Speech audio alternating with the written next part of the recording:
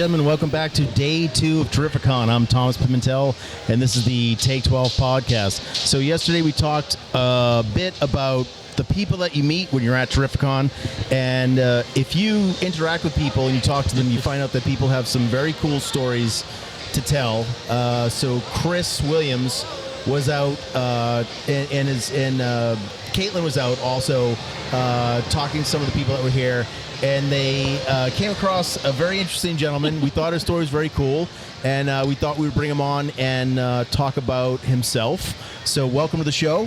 Hey, what's going on? Thanks for coming. So please introduce yourself. Tell us who you are, what you do, and what you're doing here at Terrificon. Yeah, sure. So my name is Izzy with IzzyVerseNYC. I come from New York, therefore you got the NYC from. I cover comics, speculation, trending.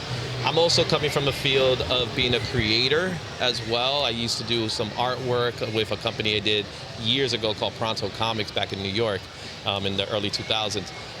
Now I work alongside companies like Global Comics. I work with Go Collect. I work also with Cover Price, and I do the Top 10 Rewind for Cover Price that comes out every week.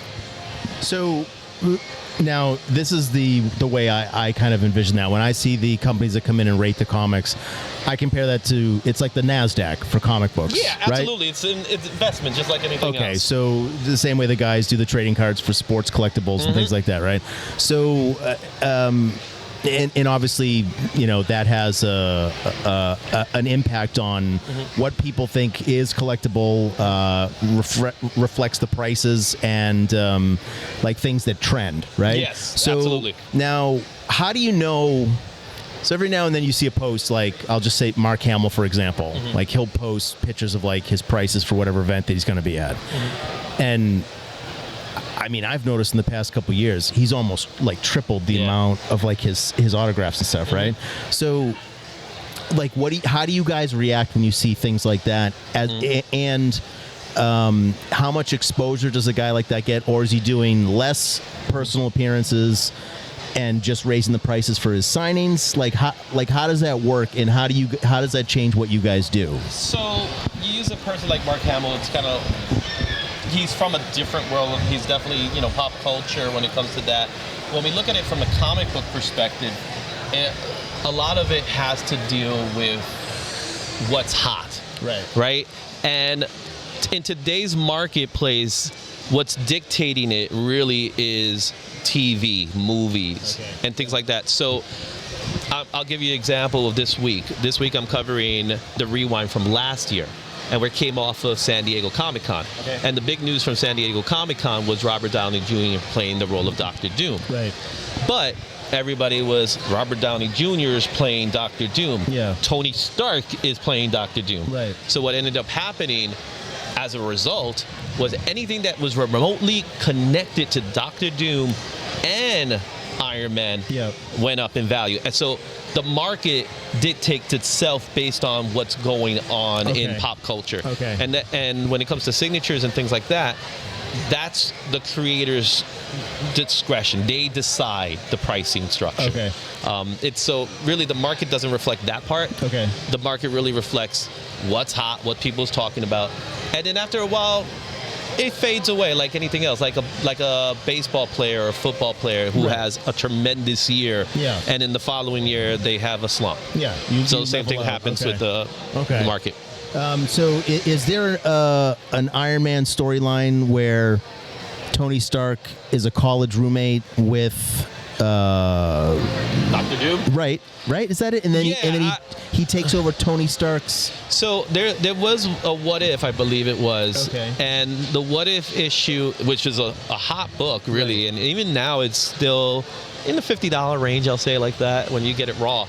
That was a book that people started hunting because they're like, oh, this is Dr. Doom played by Tony Stark. So that's a book like that. But another book that was really hot, which I think is still hot, is a book called Infamous Iron Man. And that's one has a famous Doom cover, but kind of with Iron Man's mask on it. And that's a book that people are hunting down still. It actually has dropped in value because no one's really talking about it. But come next year, next December, you're going to see those books again go up. So this is actually a good time period to really think wise, because that's where I come in. I come in not so much like you got to buy this, right? Because I make nothing off of that. Right. Those are dealers that make money out of these things. Yeah. My intention is really to inform you why people are hunting this down. Okay. And at the same time, it's also, I give you my 2 cents of what I think should happen or will happen. So if I look at something that it's a cover by, because it has a beautiful cover done by a fantastic artist, you might want to wait on that and things like that. So it's kind of insider baseball in that way, but at the same time, it's trying to be wise enough and teach them people that are buying books to be wise in buying books. Just like you got to be wise in buying cards, just like you got to be wise in doing everything. It's more not to be deceptive, it's more to avoid being deceptive, in other words, if you know what I mean. It's 11:30 is the Karen Allen panel. 11:30. I'm on the wrong. Sorry, competing with panel announcements. 11:30, 12:30, Karen Allen, 12:30, 1:30, Haley Atwell, panel room A. Thank you. Thank you, Mitch. Yeah, thank you. So we talked about Iron Man, we talked Doom. So do you think, though, do you see people going out and trying to find specific books? Because a lot of the Marvel people want to try to dissect the movie or whatever upcoming series is going to come out. Yeah, absolutely. Because all these guys are writing those movies and the TV shows based on those storylines, and then people want to sort of try to figure it out for themselves. Absolutely, 100%. So what people do is they theorize. Right? And there's plenty of channels out there that theorize, right? And there's some that are really good. One I could think of off the top of my head is Screen Crush. Yes. They're really good at that kind of stuff. And it's all theories. We don't know until the movie comes out. Right. So think about Infinity War Endgame.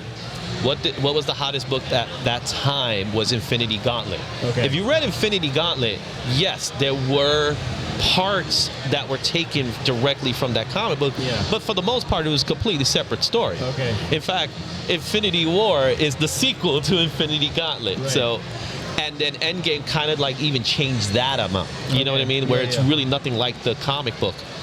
So people start doing that. People start speculating. People start theorizing. So they start looking at these books and say, oh, this is what it's going to be based on.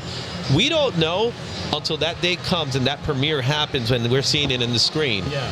Okay, this is what they took. This is what they took. And they always take breadcrumbs of something instead of the whole story. Right. And I think what's happening today is that they are now creating, and then the comic books are adapting to them, which I'm not a big fan of, to be completely honest. Yeah. But that's kind of because Mr. Fantastic should not have a mustache. Actually, he had a beard. He did have a beard, but you know what I mean. His name was Kevin. His name was Kevin. My name is Kevin, and I stretch. But you know, that's where we're going towards today, where the TVs and the movies are starting to now dictate the comics. Yeah, I'm not a fan of that. No, I'm more let the comics do the work. Nor am I. If you're standing on a foundation on people that have created some products since the 30s, you know, even earlier, and it's very important to be loyal, not only to the people that did it, but also to the characters and the legacy that they have. Meddling with that stuff I think is dangerous. I agree. And then reverse engineering things from film back to the books, I think, is something that shouldn't be done. I completely agree to that. And in the last 10 years, I'll say, that's when you start seeing that. Yeah.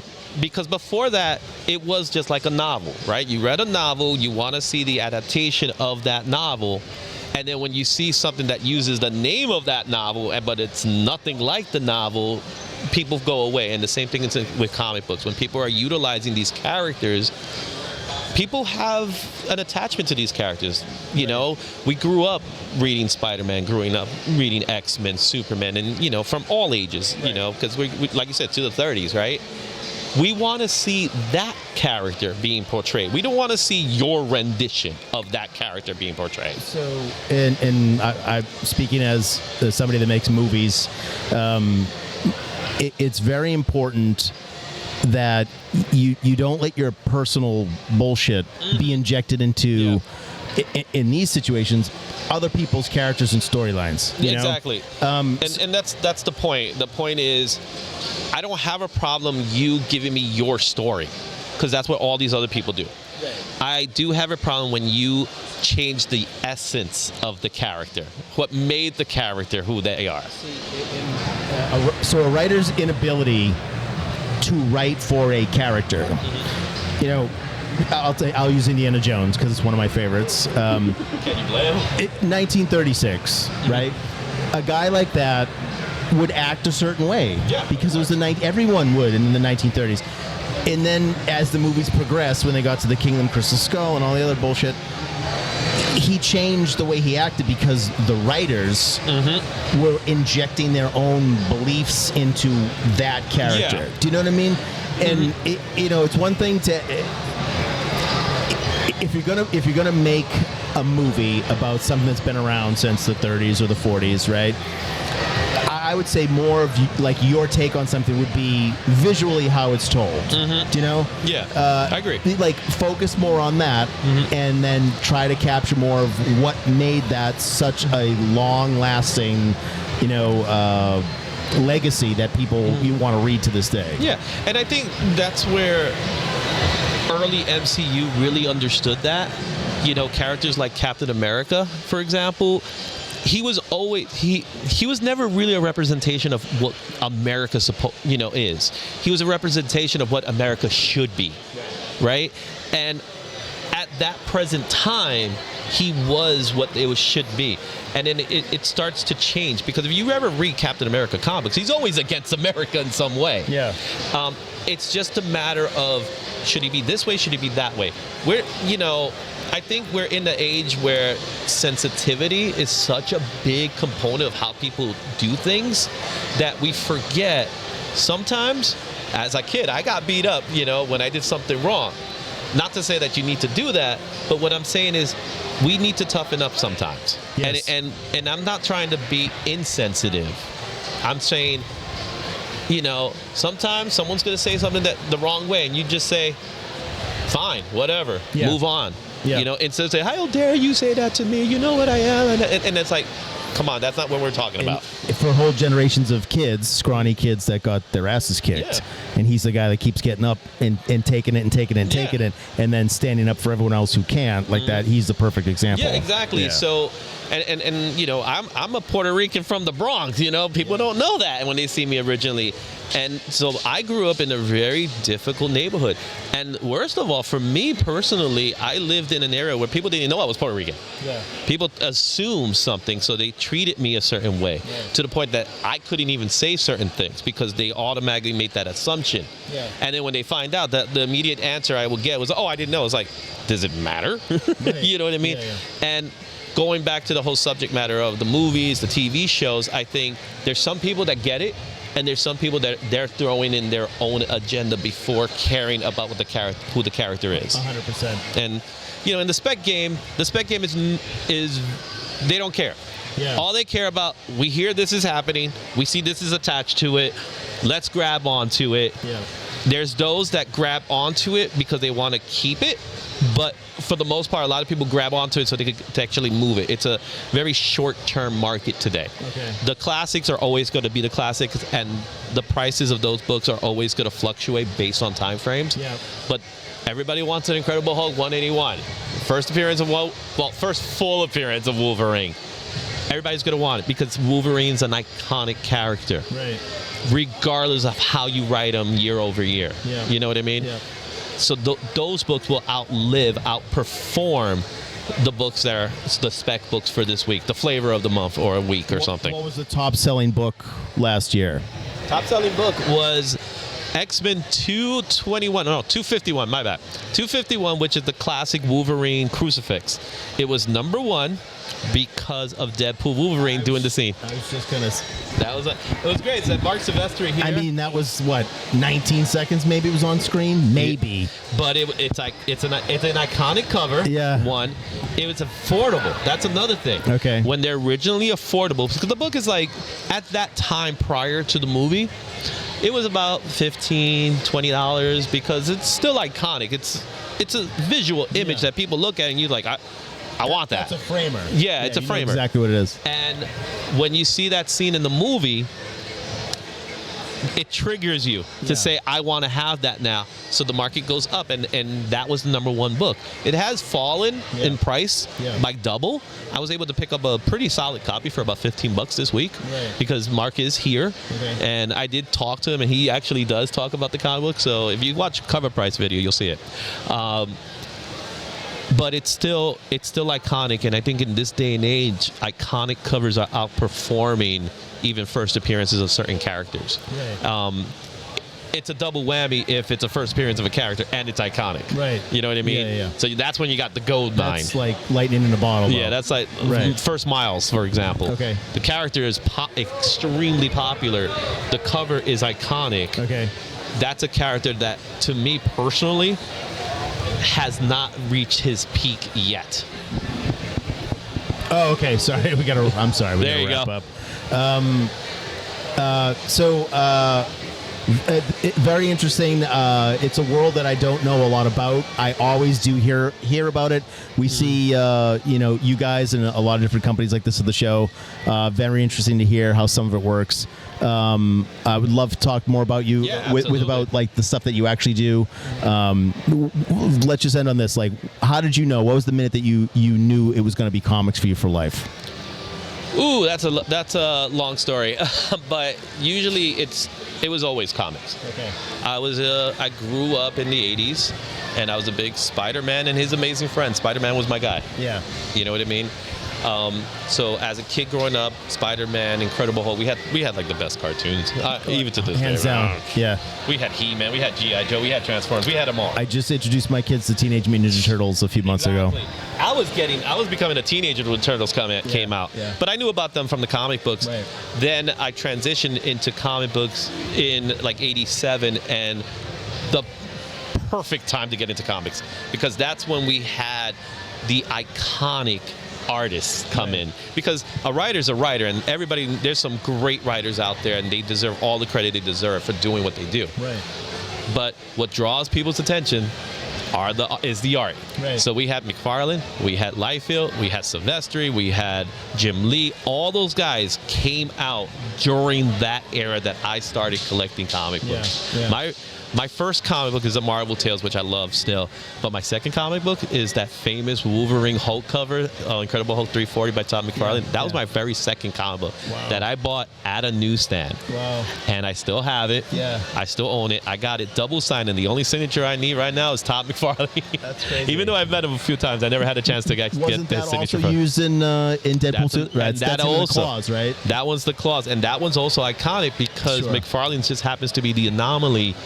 If it's McFarlane, I want it, and he has such a huge fan base. It's insane. Once you can connect the imagery to the childhood, it's instantaneous. Exactly. The brain knows what it wants when it sees that stuff. Yeah, and that's one of the talents I say I have, where I could usually spot an artist in a model. And it's kind of hard today, because a lot of guys have some similar styles. Okay. It's kind of like trying to find out, who's that manga artist? It's an amalgam of everybody. Yeah. They're all inspired by those guys. Yeah, you have to be in a way. My original guy was Arthur Adams. That's my favorite. All right. All right, we got to leave it there. Thank you guys so much. We'll see you again for another episode of the Take 12 podcast here at Terrificon. Thanks for coming on. Thanks a lot, man. I appreciate it. All right, bye-bye.